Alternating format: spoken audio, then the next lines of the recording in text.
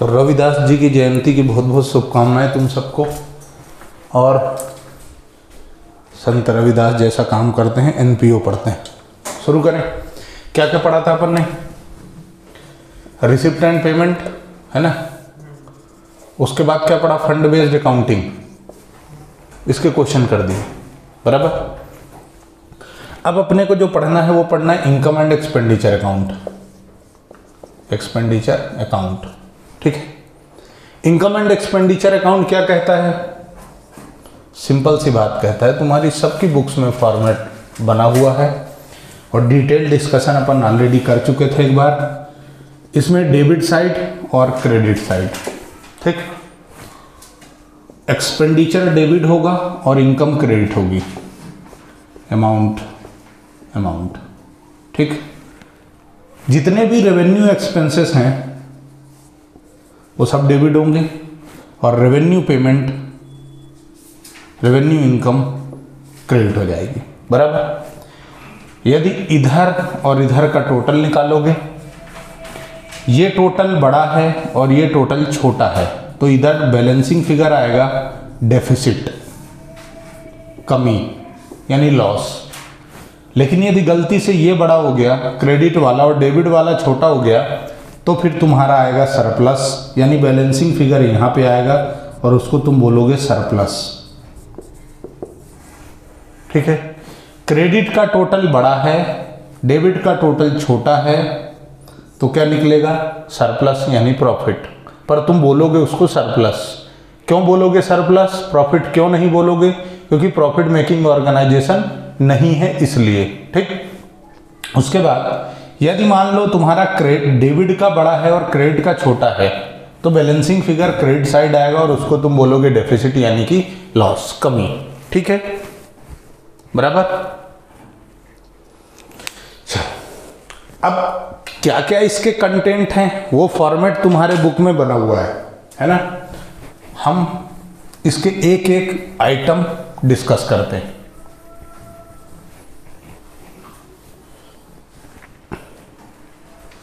एक एक item discuss कर लेते, करीब 15-16 आइटम है, तो एक बार रीडिंग भी हो जाएगी और अच्छा भी लगेगा, है ना। शुरू करें। देखो, एक बुक तो चाहिए यार, कोई ज़रूरत नहीं है क्वेश्चन के टाइम पे देखना।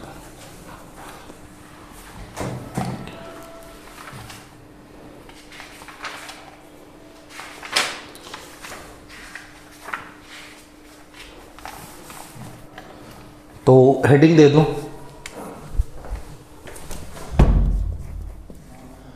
Accounting treatment, accounting treatment of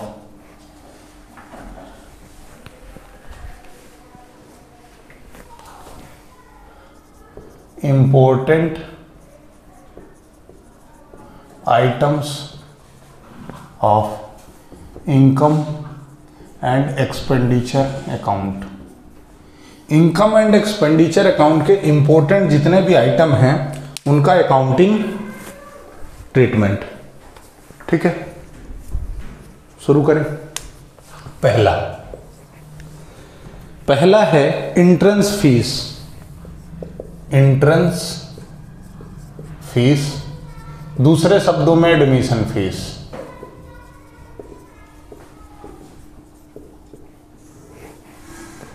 क्या है ये? तो एंट्रेंस फीस या एडमिशन फीस जो है मेंबर तब देता है जब वो एनपीओ का ऑर्गेनाइजेशन का मेंबर बनता है। एडमिशन फीस या एंट्रेंस फीस तब देता है बंदा जब वो एनपीओ का क्या बनता है? मेंबर बनता है। इसको रेवेन्यू रिसिप्ट माना गया है। Paid to NPO by any person at the time of becoming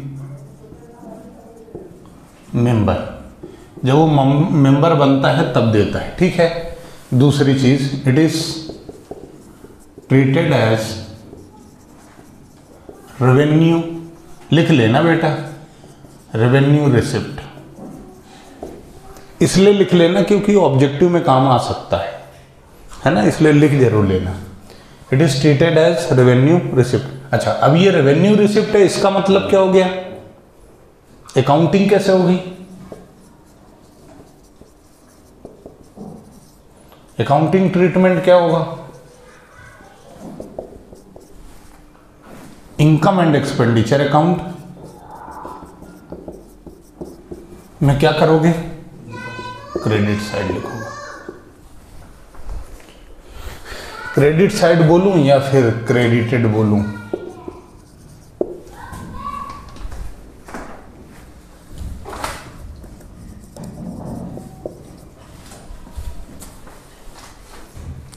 ठीक है।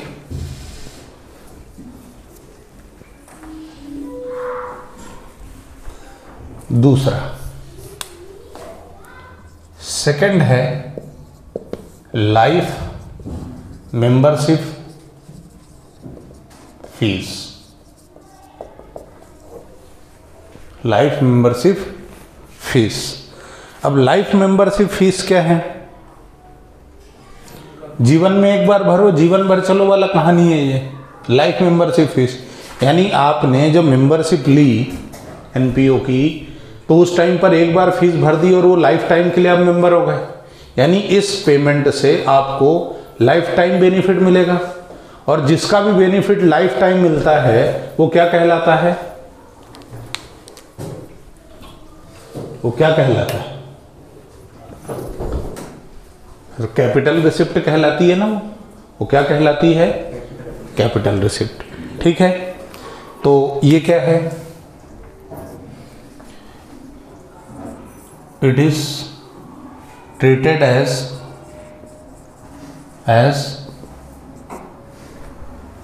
Capital receipt. और यदि कैपिटल रिसिप्ट है तो कहाँ जाएगी,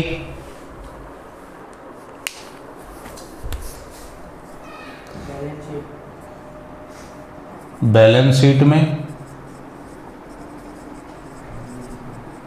बैलेंस शीट में लायबिलिटी साइड, लायबिलिटी साइड जाएगी, कैपिटल में प्लस भी कर सकते हो। ठीक है, ये हो गया दूसरा आइटम। तीसरा आइटम की बात हम थोड़ी देर में करेंगे, ऐसा नहीं बोला मैंने, ये दोनों लिख लिए हों तो फिर तीसरे की बात करूं। लिखते जरूर जाना गाइस, है ना, है?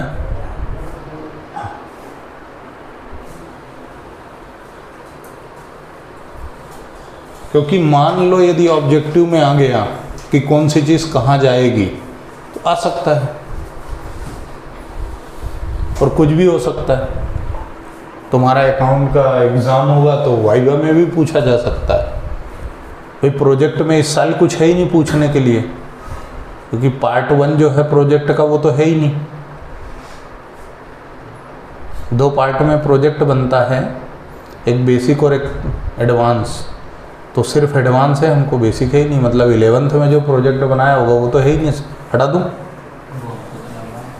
लगवाया है वो बात दूसरी है,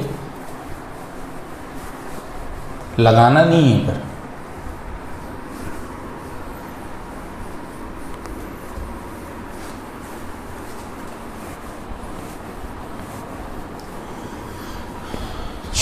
तीसरा आइटम लिखो,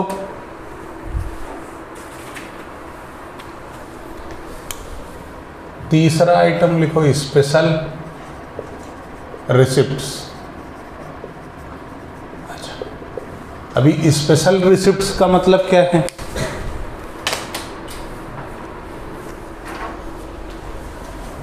received in special condition. Special conditions में रिसीव होगा। उसके बाद एग्जाम्पल के तौर पे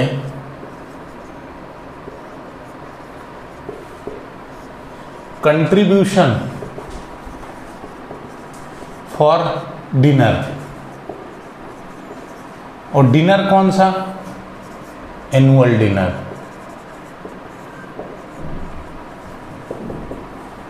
एनुअल पार्टी हुई, मान लो कि कोई क्लब है और उस क्लब में क्या हुआ, साल भर में गेट टुगेदर रखा और उसके लिए चंदा इकट्ठा कर लिया। जैसे तुम लोग बोलते हो ना 31 की पार्टी मनाने चलते हैं और सभी 10-50 रुपये 100 रुपये जो भी लगाना है लगा लो, है ना, जाके दाल बाफले बना खा लेंगे कहीं भी, यही करते हो ना। बस ऐसे ही यहाँ पर भी एक क्लब ने साल भर का एक गेट टुगेदर रखा और उसमें क्या बोला, फैमिली लेके आएंगे, एंजॉय करेंगे, पर भोजन का क्या, तो बिना भोजन के भजन नहीं होता है। तो इन्होंने क्या बोला, एनुअल डिनर के लिए सभी कंट्रीब्यूशन दे दो। अभी ये कंट्रीब्यूशन क्या है, स्पेशल है। और स्पेशल रिसिप्ट है मतलब कहाँ जाना चाहिए, कि इनकम एंड एक्सपेंडिचर में। इसका ट्रीटमेंट ऐसे होगा बेटा, अकाउंटिंग ट्रीटमेंट ऐसे होगा, अकाउंटिंग ट्रीटमेंट, अकाउंटिंग ट्रीटमेंट ऐसे होगा, स्पेशल रिसिप्ट,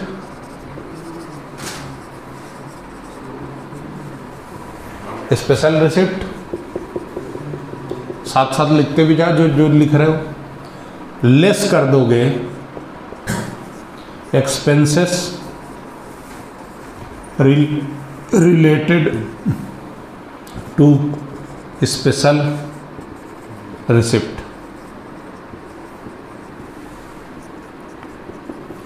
मतलब जैसे तुम्हें मिला एनुअल डिनर का कंट्रीब्यूशन, उसमें से एनुअल डिनर का जो एक्सपेंस है वो माइनस कर दोगे।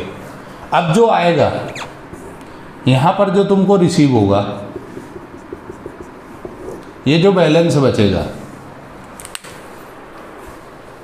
ये जो क्या बचा बैलेंस, इस बैलेंस को तुमको देखना है कि ये क्या है। यदि ये बैलेंस पॉजिटिव बैलेंस है तो क्या होगा, और यदि ये बैलेंस निगेटिव बैलेंस है तो क्या होगा। यदि ये बैलेंस क्या है, पॉजिटिव है, तो तुम क्या करोगे, इनकम एंड एक्सपेंडिचर अकाउंट में क्रेडिट कर दोगे, ठीक है। और यदि ये निगेटिव बैलेंस हुआ तो इनकम एंड एक्सपेंडिचर अकाउंट में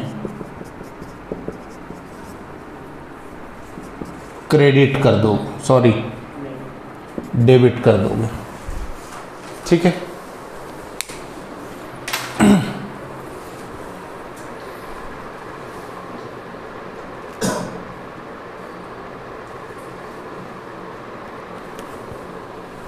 बराबर।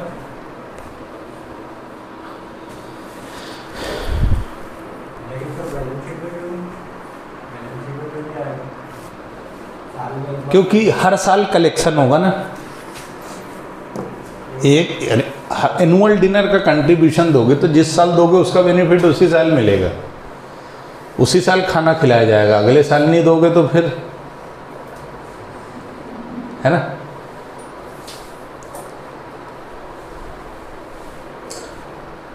बराबर है ना। स्कूल में फीस भरोगे तो क्लास अलाउड होगी, अदरवाइज डिसमिस है। नहीं, कुछ तो भरी होगी, ऐसा नहीं है। मार्कशीट नहीं देंगे, टीसी नहीं देंगे।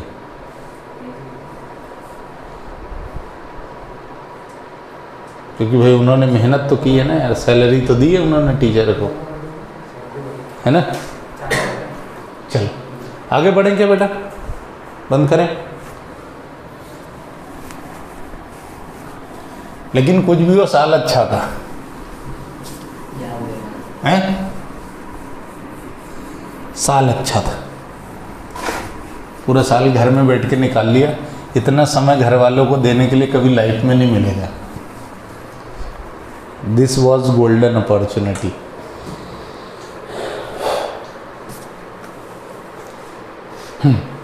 अगला है, कितने हो गए, 3 4, चौथा डोनेशन, दान। यदि डोनेशन एनपीओ ने किसी को दिया है तो सीधी सी बात है एक्सपेंस है उसके लिए, लेकिन हम बात कर रहे हैं डोनेशन रिसीव्ड की। Donation received to NPO are of two types. Two types, दो तरह का होता है। कैसा होता है? दो तरीके का होता है। जनरल डोनेशन और स्पेसिफिक डोनेशन।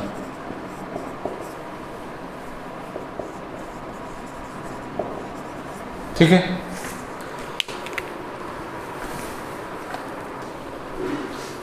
अच्छा, मेरे को ये बोलो, बताओ कि भंडारा चल रहा है, तुम वहां खाने पहुंच गए, कोई दिक्कत है क्या? ओपन टू ऑल है, और यदि कोई चीज ओपन टू ऑल है तो वो क्या है? रेवेन्यू रिसिप्ट है। वो क्या है? रेवेन्यू रिसिप्ट है। यानी वो कहां जाएगी? इनकम एंड एक्सपेंडिचर अकाउंट के क्रेडिट में, यानी इनकम। ठीक है। लेकिन यदि वो स्पेसिफिक है, पत्रिका बकायदा दी गई है, तो फिर एंट्री सबकी है क्या? नहीं। स्पेशल है तो फिर वो कहाँ जाएगा? कैपिटल रिसिप्ट है। और कैपिटल रिसिप्ट कहाँ लिखते हैं? बैलेंस शीट में। बैलेंस शीट के लायबिलिटी में बेटे, लायबिलिटीज है। ठीक है सर, बहुत अच्छी बात है, पर कुछ आगे भी तो कहो। अब स्पेसिफिक डोनेशन कैसे हो सकता है बेटा? तो जो हमने फंड बेस्ड अकाउंटिंग की है, जो हमने फंड बेस्ड अकाउंटिंग की है, वो स्पेसिफिक डोनेशन है। मतलब prize fund, tournament fund, match fund, sports equipment fund, ये जितने भी फंड हैं, श्रीखंड हैं, ये सब क्या हैं? स्पेसिफिक हैं। ठीक है। पवेलियन फंड, ऐसे करके बहुत सारे फंड हैं, और वो सब क्या हैं? स्पेसिफिक हैं, और बैलेंस शीट के लायबिलिटी में जाएंगे। इनसे रिलेटेड यदि कोई एक्सपेंसेस हैं तो वो भी बैलेंस शीट में ही प्लस या माइनस होंगे। इनसे रिलेटेड कोई इनकम है तो वो बैलेंस शीट में ही प्लस या माइनस होगी। चाहे उसका वर्किंग नोट बना लेना। शायद अपन ने कौन सी क्लास में किया था? थर्ड क्लास में ना, जो अपनी तीसरा पार्ट है उसमें शायद अपन ने इसके बारे में किया था, है ना? ठीक है, एक बार और बता दूंगा यदि कोई दिक्कत होगी तो। क्वेश्चन तो करेंगे ही सही। डन।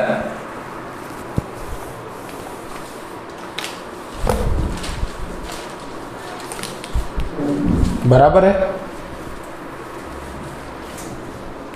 अच्छा बच्चों, ये जो डोनेशंस हैं ये, और इसके साथ में एक पांचवा आइटम है लिगेसी। लिगेसी, लिगेसी का मतलब होता है डोनेशन रिसीव्ड अंडर विल। देखो, कोई बूढ़ा बुजुर्ग आदमी है, कोई बूढ़ा बुजुर्ग आदमी है, उसके आगे पीछे कोई नहीं है, है ना? तो लेकिन उसके पास प्रॉपर्टी बहुत है। अच्छा, प्रॉपर्टी बहुत हो तो चाहने वाले भी बढ़ जाते हैं, है ना? तो जिस बंदे के देख रेख में वो है, तो वो क्या करता है? बूढ़ा आदमी या कोई भी जवान हो, बूढ़ा हो, कोई भी हो, वो एक विल बनाता है, अपनी वसीयत। वो एक विल बनाता है, वसीयत, जिसमें वो लिख देता है कि मेरे मरने के बाद मेरी जो भी प्रॉपर्टी है वो इस ट्रस्ट को दान कर दी जाए। मेरे मरने के बाद मेरा कोई वारिस नहीं है, और जैसे ही मैं निपटूँ, मेरा अंतिम संस्कार हो, उसके बाद मेरी पूरी की पूरी संपत्ति इस ट्रस्ट को दान कर दी जाए और सोशल सर्विस में, लोगों की भलाई में लगा दी जाए। तो वो कहलाता है donation received under will, legacy. कानूनी तौर पर उस प्रॉपर्टी में हक उस ट्रस्ट का हो जाएगा। और ये लिगेसी जो है वो भी सेम टू सेम डोनेशन के जैसी ही होती है। ये भी बिल्कुल सेम टू सेम ऐसा ही ट्रीटमेंट होता है। कैसा ट्रीटमेंट होता है कि जनरल और स्पेसिफिक, जनरल लीगेसी भी हो सकती है और स्पेसिफिक भी हो सकती है। यदि उसने स्पेसिफाई कर दिया कि मेरी प्रॉपर्टी को इस तरीके से ही इस्तेमाल किया जाए, स्टेडियम के रूप में यूज़ किया जाए या मेरा घर रहने के काम में लिया जाए, यदि उसको स्पेसिफाई कर देता है तो वो इस कैपिटल रिसिप्ट मान के उसको बैलेंस शीट के लायबिलिटी साइड लिखने का है, ठीक। और जनरल है तो उसको इनकम एंड एक्सपेंडिचर में डाल दो, काम खत्म, बराबर। सब कुछ क्वेश्चन में लिखा मिलेगा। सर डोनेशन नहीं लिखा है, डोनेशन और लिगेसी दोनों के लिए कुछ भी स्पेसिफाइड नहीं है, तो हम क्या मानेंगे? तुम्हारी जो मर्जी। नॉर्मली तुम उसको रेवेन्यू रिसिप्ट मानना, इनकम एंड एक्सपेंडिचर में क्रेडिट कर देना, ठीक है।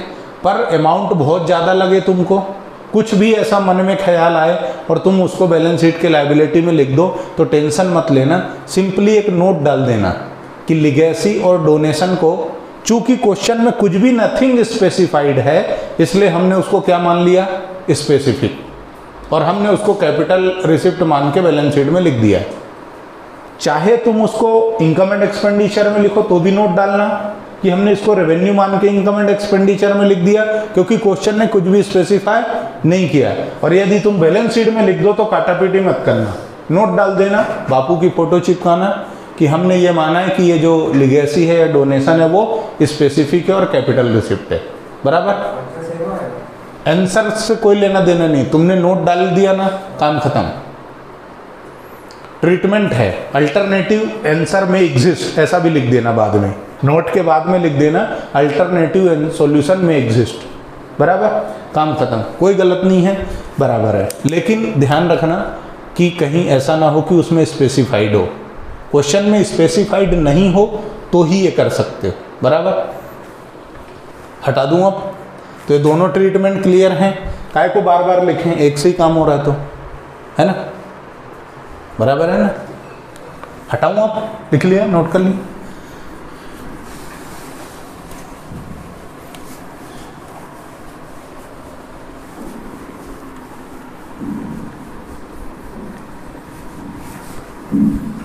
चल अगला है ग्रांट। सिक्स्थ पॉइंट है ग्रांट। ग्रांट का क्या मतलब है? एनपीयू है तो दान पुण्य के ही काम होंगे, है ना। इसको हम क्या मानेंगे? Treated as capital receipt. और कैपिटल रिसिप्ट नाम सुन के तुम्हारे मन में क्या ख्याल आना चाहिए कि बैलेंस शीट के हम इसको कहाँ लिखेंगे? लायबिलिटी में, ठीक है। सेवेंथ पॉइंट है sale of used sports material. Sale of, अच्छा इसको अभी बाद में करेंगे।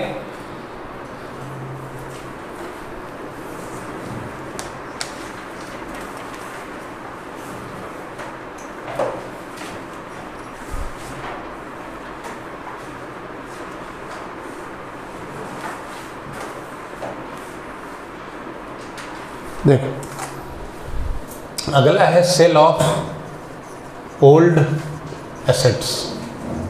कोई तुम्हारे पास पुरानी संपत्ति है, यानी एनपीओ के पास कोई पुरानी प्रॉपर्टी है और उस संपत्ति को उन्होंने बेच दिया। मान लो फर्नीचर बेच दिया, कोई स्पोर्ट्स क्लब है, स्पोर्ट्स इक्विपमेंट बेच दिए उन्होंने, है ना। तो उसका तरीका क्या होगा ट्रीटमेंट का, ये समझो। इसमें तुम क्या करोगे? Sale proceed, receipt, receipt from sale proceeds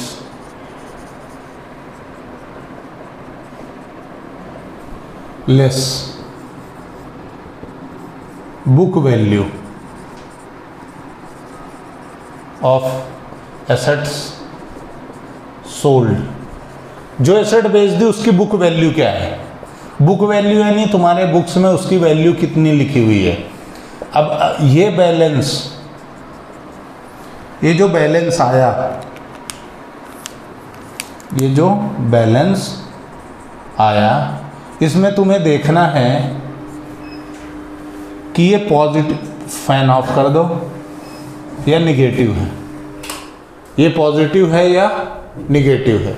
बिजली चली गई, ये जो बैलेंस आएगा ये तुम्हें क्या देखना है कि ये पॉजिटिव है या निगेटिव है। यदि प्लस का बैलेंस है तो बिल्कुल सेम टू सेम तुम क्या करोगे, एक ट्रीटमेंट लिखा था ना यहाँ पे, इनकम एंड एक्सपेंडिचर अकाउंट में क्रेडिट करोगे, और यदि निगेटिव बैलेंस है तो इनकम एंड एक्सपेंडिचर अकाउंट में डेबिट कर दोगे। ठीक है, इनकम एंड एक्सपेंडिचर अकाउंट में डेबिट कर दोगे, बराबर। वाह, फिर से आ गई बिजली। बिजली भी बहुत नाटक करती है, बार बार आती है और चली जाती है। ठीक है क्या, तो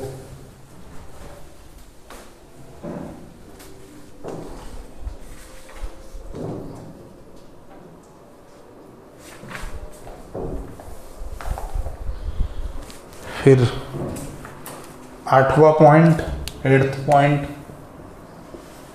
सेल ऑफ ओल्ड न्यूज़पेपर। पुराना अखबार रद्दी वाला बेच दिया तो इसको तुम इनकम एंड एक्सपेंडिचर अकाउंट में रेवेन्यू रिसिप्ट मान के क्रेडिट कर दोगे। ठीक है, उसके बाद दो महारथी चीज़ें बची हैं जो हमको डिस्कस करना है और वो हम करेंगे।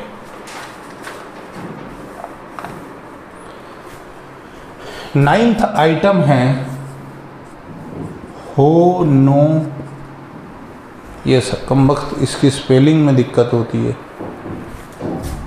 रेरियम। होनोरेरियम को तुम रेवेन्यू पेमेंट मान के इनकम एंड एक्सपेंडिचर अकाउंट में डेबिट कर दोगे। ठीक है, होनोरेरियम का मतलब एक तरह से ये होता है कि जब स्पेशल फैकल्टीज़ या स्पेशल गेस्ट बुलाए जाते हैं स्पीच वगैरह देने के लिए, या मोटिवेशनल स्पीकर वगैरह को बुलाया गया कि मेंबर्स का एंटरटेनमेंट करें और थोड़ा मोटिवेट करें, मेरे को ज़रूरत नहीं है, मैं तो ऑलरेडी मोटिवेटेड हूँ। तो अब इसमें क्या, इसको रेवेन्यू पेमेंट मानेंगे क्योंकि जब उसको पेमेंट दोगे तब आएगा वो, ऐसा तो है नहीं एक बार पेमेंट दे दिया जीवन भर काम चलेगा। तो इसको रेवेन्यू पेमेंट मान के इनकम एंड एक्सपेंडिचर में डेबिट करना है। ठीक है, मैंने बताया था कि 16 चीज़ें हैं और अभी हम 90 तक पहुँचे हैं। ऐसे सिंपल हैं, दो खास हैं उनको मैंने सबसे आखिरी के लिए बचा रखा है।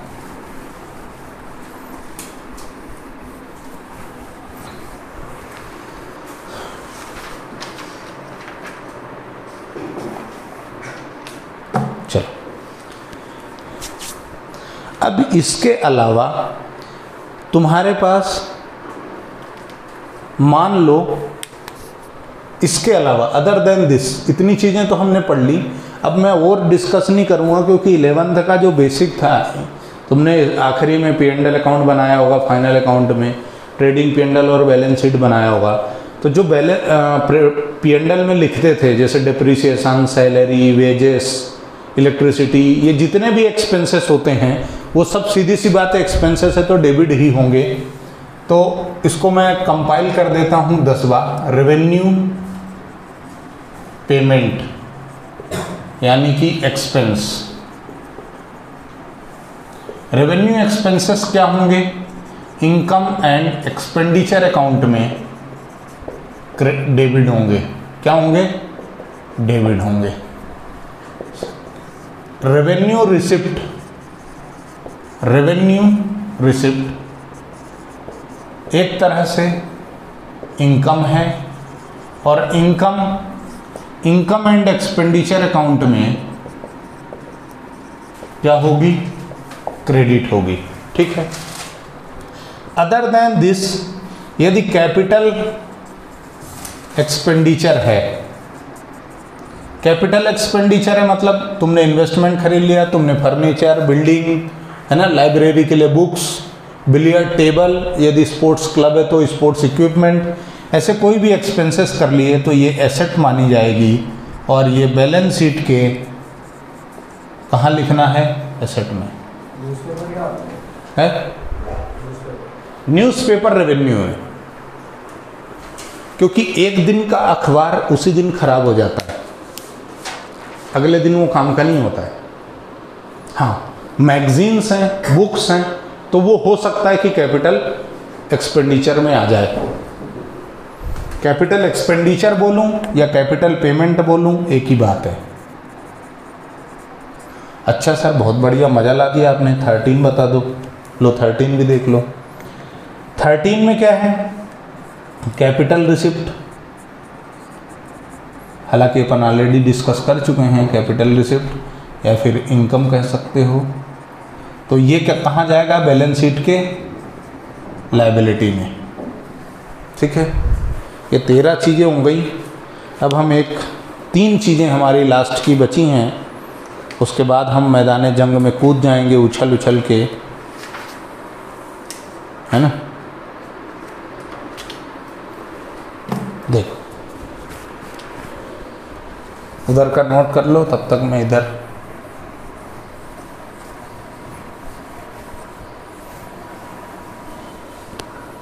लिख लिए ये भी पूरा।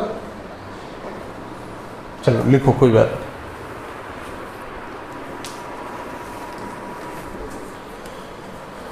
फोर्टीन, सेल ऑफ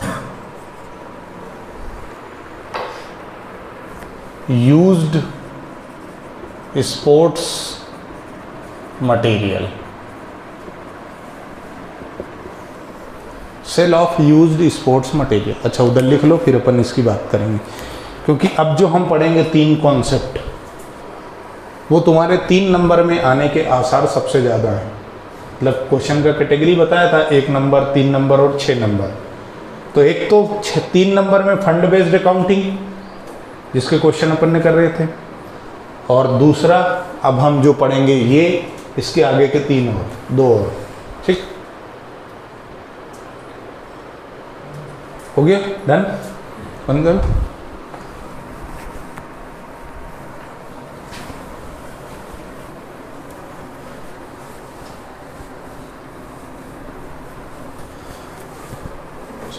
देखो, sale of used sports material.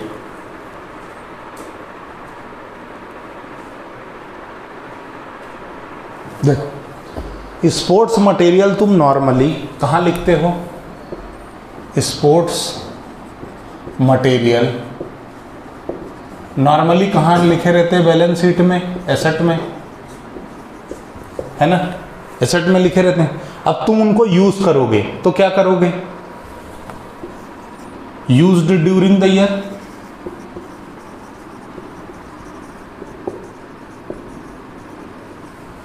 During the year तुम उनको यूज करते हो, और जो तुम यूज करते हो वो क्या है, यूज्ड क्या है, वियर एंड टियर, है ना। और तुमको यदि याद हो तो वियर एंड टियर ही क्या है तुम्हारा, डिप्रिसिएशन।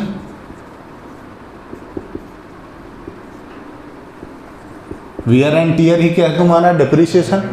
और तुम डिप्रिसिएशन को कहाँ लिखोगे, इनकम एंड एक्सपेंडिचर अकाउंट में डेबिट करोगे। ठीक है, बराबर। अब ये आइटम तुमने यदि बेच दिया, ये आइटम तुमने बेच दिया, जो कहाँ का आइटम है, बैलेंस शीट का, तो फिर से तुम्हें वही देखना है, क्या देखना है कि यदि इसके बेचने से तुमको प्रॉफिट हुआ तो कहाँ जाएगा, इनकम एंड एक्सपेंडिचर में क्रेडिट, और यदि लॉस हुआ तो इनकम एंड एक्सपेंडिचर में डेबिट होगा, बराबर। यानी जो तुम्हारा सेल ऑफ ओल्ड एसेट का फंडा था, सेम टू सेम ये वही होगा, बराबर। आगे बढ़ें, डिफरेंस सेल वैल्यू और में से माइनस करोगे बुक वैल्यू आफ्टर डिप। ठीक है, ये जो आया इसका ट्रीटमेंट होगा। यदि ये प्लस है तो इनकम एंड एक्सपेंडिचर में क्रेडिट, और माइनस है तो डेबिट। ठीक है, आगे बढ़े। आज के लिए मतलब इस पार्ट के लिए इतना बहुत है। अब आगे का कॉन्सेप्ट हम अगले हिस्से में, तब तक के लिए धन्यवाद।